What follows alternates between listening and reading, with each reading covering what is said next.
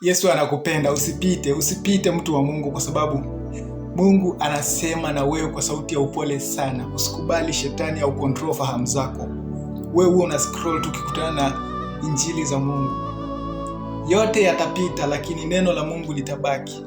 Ndugu yangu, tupo mwisho. Tupo ukingoni mwa dunia. Yesu anakupenda. Mungu anakutakia mema. Shetani anakutakia mabaya. Hivyo ni vichekesho. Hakuna chochote utakachojifunza zaidi ya kufurahia tu. Lakini hapa utajifunza, utafurahia na utaishi.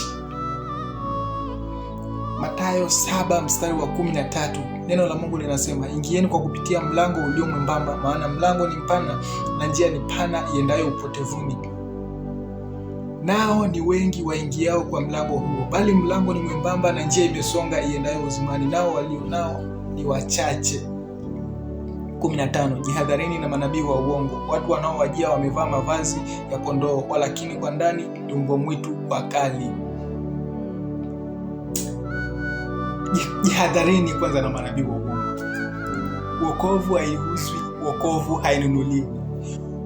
Ukristo haiuzwi wala hainunuliwi. Ni wewe na moyo wako. Wewe na moyo wako. Wewe na moyo wako. Ndugu mpendwa, ni wewe na moyo wako kumpokea Yesu.